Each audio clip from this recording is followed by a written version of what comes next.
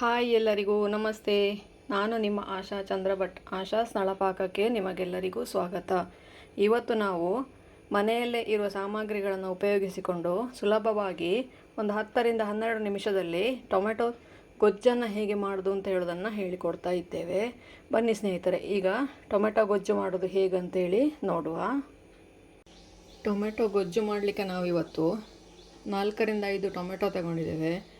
ಒಂದು ಈರುಳ್ಳಿ ದೊಡ್ಡದು, ಖಾರಕ್ಕೆ ಬೇಕಾದಷ್ಟು ಮೆಣಸು, ನಾನಿಲ್ಲಿ 4 ಹಸಿಮೆಣಸು ತಗೊಂಡಿದ್ದೇನೆ, 3 ಬ್ಯಾಡಗಿ ಮೆಣಸು ತಗೊಂಡಿದ್ದೇನೆ, ಹಾಗೆ ಒಂದು ಸ್ವಲ್ಪ ಮೆಣಸಿನ ಹುಡಿ ತಗೊಂಡಿದ್ದೇನೆ. ಇಲ್ಲಿ ಇಂಗು, ಅರಶಿನ, ರುಚಿಗೆ ಬೇಕಾದಷ್ಟು ಉಪ್ಪು,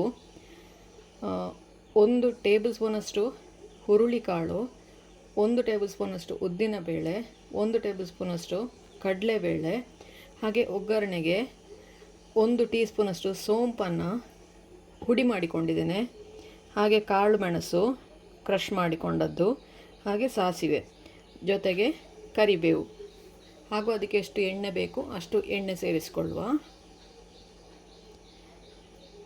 ಬೆಳ್ಳುಳ್ಳಿ ನಿಮಗೆ ಆಪ್ಷನಲ್ಲು, ಬೇಕು ಅಂತಾದರೆ ಹಾಕ್ಕೊಳ್ಬೋದು, ಬೇಡ ಅಂತಾದರೆ ಸ್ಕಿಪ್ ಮಾಡ್ಕೊಳ್ಬೋದು. ನಾನಿಲ್ಲಿ ಒಂದು 5ರಿಂದ 6 ಎಸಳು ಹಾಕ್ಕೊಳ್ತಾ ಇದ್ದೇನೆ. ಮೊದಲಿಗೆ ಒಂದು ಫ್ರೈಯಿಂಗ್ ಪ್ಯಾನ್ ತಗೊಂಡಿದ್ದೇನೆ, ಅದಕ್ಕೆ 2 ಟೇಬಲ್ ಸ್ಪೂನಷ್ಟು ಸಾಸಿವೆ ಎಣ್ಣೆ ಹಾಕ್ಕೊಳ್ತೇನೆ ನಾನು. ಸಾಸಿವೆ ಎಣ್ಣೆ ಹಾಕ್ಕೊಳ್ಳುವಾಗ ಅದು ಸರಿಯಾಗಿ ಬಿಸಿಯಾಗಿ ಸ್ಮೋಕಿ ಆಗಬೇಕಾದ್ದು ಬಹಳ ಮುಖ್ಯ, ಅದು ನೀವು ಗಮನದಲ್ಲಿ ಇಟ್ಕೊಳ್ಬೇಕು ಯಾವಾಗಲೂ. ಇದೀಗ ನೋಡಿ ಸ್ಮೋಕಿ ಆಗಿದೆ. ಇದಕ್ಕೀಗ ಉದ್ದಿನಬೇಳೆ, ಕಡಲೆಬೇಳೆ ಹಾಗೂ ಹುರುಳಿಕಾಳನ್ನು ಹಾಕ್ಕೊಳ್ತಾ ಇದ್ದೇನೆ. ಇದನ್ನು ಸಣ್ಣ ಉರಿಯಲ್ಲಿ ಫ್ರೈ ಮಾಡಿ, ಒಮ್ಮೆ ಎಣ್ಣೆ ಸ್ಮೋಕಿ ಆದಮೇಲೆ ಇದನ್ನು ಸಣ್ಣ ಉರಿಯಲ್ಲಿ ಫ್ರೈ ಮಾಡ್ಕೊಳ್ಳಿ. ಇದೀಗ ಆಯಿತು. ಇದಕ್ಕೆ ಈರುಳ್ಳಿ ಹಾಕ್ಕೊಳ್ತಾ ಇದ್ದೇನೆ. ಈರುಳ್ಳಿಯನ್ನು ಟ್ರಾನ್ಸ್ಪರೆಂಟ್ ಆಗುವವರೆಗೆ ಫ್ರೈ ಮಾಡಿಕೊಳ್ಬೇಕು.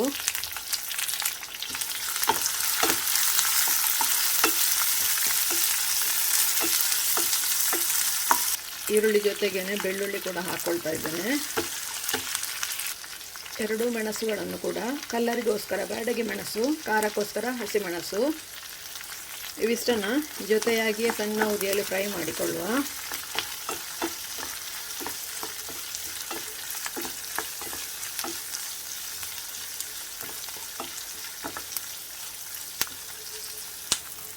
ಈರುಳ್ಳಿ ನೋಡಿ ಟ್ರಾನ್ಸ್ಪರೆಂಟ್ ಆಗ್ತಾ ಬಂತು.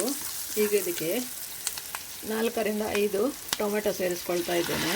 ಟೊಮೆಟೊ ಮೆತ್ತಗಾಗುವವರೆಗೆ 4ರಿಂದ 5 ನಿಮಿಷವರೆಗೆ ಇದನ್ನು ಫ್ರೈ ಮಾಡಬೇಕಾಗ್ತದೆ. ಇದು ಪೂರ್ತಿಯಾಗಿ ತಣ್ಣಗಾದಮೇಲೆ ಅದನ್ನು ಪೇಸ್ಟ್ ಮಾಡಿಕೊಳ್ಳಿಕ್ಕಿರೋದು. ಇದಕ್ಕೆ ರುಚಿಗೆ ಬೇಕಾದಷ್ಟು ಉಪ್ಪನ್ನು ಈಗ ಸೇರಿಸ್ಕೊಳ್ತಾ ಇದ್ದೇನೆ. ಹಾಗೆ ಟೊಮೆಟೊ ಹುಳಿ ಕಡಿಮೆ ಇದೆ ಅಂದರೆ ಅದಕ್ಕೊಂದು 2 ಬೀಜದಷ್ಟು ಹುಣಸೆ ಹಣ್ಣನ್ನು ಕೂಡ ಸೇರಿಸ್ಕೊಳ್ಬೇಕು, ಇಲ್ಲದಿದ್ದರೆ ಹುಳಿ ಕಡಿಮೆ ಆಗ್ತದೆ. ಟೊಮೆಟೊ ಹುಳಿ ಇದ್ದರೆ ಹುಣಸೆ ಹಣ್ಣು ಬೇಡ. ಇದೀಗ 3 ನಿಮಿಷ ಆಯಿತು. ಒಮ್ಮೆ ಚೆಕ್ ಮಾಡುವ. ಇದಕ್ಕೆ ನೀರು ಹಾಕಲಿಲ್ಲ ನಾನೀಗ. ಟೊಮೆಟೊ ಇನ್ನೊಂಚೂರು ಬೇಯಬೇಕು, ಯಾಕೆಂದರೆ ಇದು ಅಷ್ಟೊಂದು ಹಣ್ಣಾಗಿರಲಿಲ್ಲ ಟೊಮೆಟೊ, ಹಾಗಾಗಿ ನಾನೊಂದು ಸ್ವಲ್ಪ ಕಾಯಿ ಟೊಮೆಟೊದಿಂದ ಮಾಡಿದ್ದು.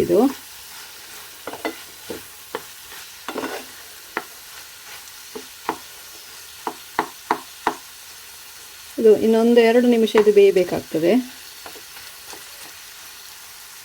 ಇದೀಗ ಮತ್ತೊಂದು 2 ನಿಮಿಷ ಬೇಯಿಸಿದೆ, 5 ನಿಮಿಷ ಬೇಯಿಸಿದೆ ನಾನಿಲ್ಲಿ. ಇದನ್ನೀಗ ಪೂರ್ತಿಯಾಗಿ ತಣ್ಣಗಾದ ಮೇಲೆ ನುಣ್ಣಗೆ ರುಬ್ಬಿಕೊಳ್ಬೇಕು. ನೋಡಿ, ಇದು ಚೆನ್ನಾಗಿ ಬೆಂದಿದೆ ಎಲ್ಲವೂ ಕೂಡ.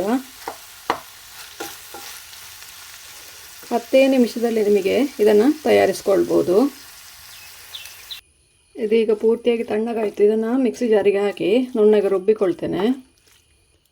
ಇದನ್ನು ಈಗ ನುಣ್ಣಗೆ ನೀರು ಹಾಕದೇನೆ ರುಬ್ಬಿಕೊಂಡಿದ್ದೇವೆ. ಈಗ ಒಂದು 3 ಟೇಬಲ್ ಸ್ಪೂನಷ್ಟು ಕೊಬ್ಬರಿ ಎಣ್ಣೆ ಹಾಕ್ಕೊಳ್ತಾ ಇದ್ದೇನೆ. ಎಣ್ಣೆ ಸ್ವಲ್ಪ ಬಿಸಿ ಆಗ್ತಾ ಇದ್ದಾಗೆ ಸಾಸಿವೆ, ಸೋಂಪು ಹಾಗೂ ಕಾಳು ಮೆಣಸು ಹಾಕ್ಕೊಳ್ತಾ ಇದ್ದೇನೆ.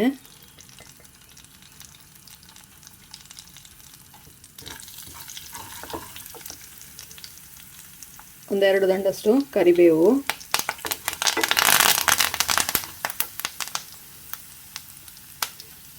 ಅದು ಸಿಡಿತಾ ಇದ್ದಾಗೆ ಮೆಣಸು, ಅರಶಿನ ಹಾಗೂ ಇಂಗು.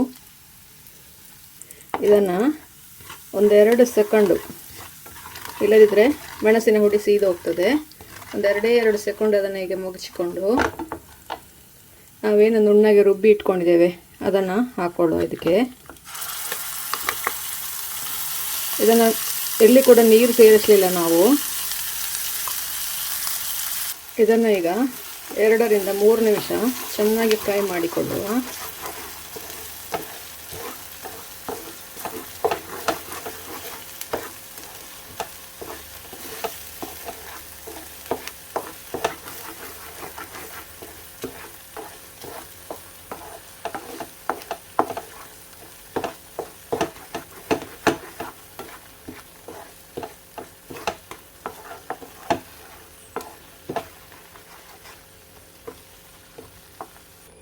ಇದನ್ನು ಸರಿಯಾಗಿ ತಳ ಬಿಡುವವರೆಗೆ ಕಾಯಿಸ್ತಾ ಬನ್ನಿ. ಹಾಗೆ ಕಾಯಿಸೋದ್ರಿಂದ ಇದು ನಿಮಗೆ ಒಂದು ಸ್ಟೀಲ್ ಬುತ್ತಿಯಲ್ಲಿ ಹಾಕಿ ಫ್ರಿಜ್ಜಲ್ಲಿ ಇಟ್ಕೊಂಡ್ರೆ 1 ವಾರ 10 ದಿನವರೆಗೆ ಕೂಡ ಇದು ಹಾಳಾಗೋದಿಲ್ಲ. ಹಾಗೆ ಇದು ದೋಸೆ ಜೊತೆಗೆ ಚಟ್ನಿಯಾಗಿ ಉಪಯೋಗಿಸ್ಕೊಳ್ಬೋದು, ಗಂಜಿ ಜೊತೆಗೆ ಊಟ ಮಾಡ್ಬೋದು, ಹಾಗೆ ಚಪಾತಿ ಜೊತೆಗೆ ಸೈಡ್ ಡಿಶ್ ಆಗಿ ಯೂಸ್ ಮಾಡಿಕೊಳ್ಬೋದು. ನಿಮಗೆ ಎಲ್ಲದಕ್ಕೆ ಕೂಡ ಇದು ಉಪಯೋಗಿಸ್ಕೊಳ್ಬೋದು ಅಂತಹ ಒಂದು ಗೊಜ್ಜು ಇದು. ಇದರಲ್ಲಿ ಹುಳಿ, ಉಪ್ಪು, ಖಾರ ಎಲ್ಲ ಕೂಡ ಇದೆ ಇದರಲ್ಲಿ. ಹಾಗಾಗಿ ಬಹಳ ಟೇಸ್ಟ್ ಆಗಿರ್ತದೆ. ಸಾಯಂಕಾಲ ಏನಾದರೂ ಸ್ನ್ಯಾಕ್ಸ್ ಮಾಡಿದರೆ ಅದರ ಜೊತೆಗೆ ಸೈಡ್ ಡಿಪ್ ಆಗಿ ಕೂಡ ಇದನ್ನು ಉಪಯೋಗಿಸ್ಕೊಳ್ಬೋದು. ನೋಡಿ, ಇದೀಗ ರೆಡಿ ಆಯಿತು. ಪೂರ್ತಿಯಾಗಿ ತಳ ಬಿಟ್ಟು ಬರ್ತಾ ಇದೆ ನೋಡಿ, ಎಣ್ಣೆ ಬಿಟ್ಕೊಳ್ತಾ ಇದೆ. ಈ ಥರ ನೋಡಿ ಸ್ಟೀಲ್ ಬುತ್ತಿಯಲ್ಲಿ ಹಾಕಿ ಫ್ರಿಜ್ಜಲ್ಲಿ ತೆಗೆದಿಡ್ಬೋದು ಇದನ್ನು.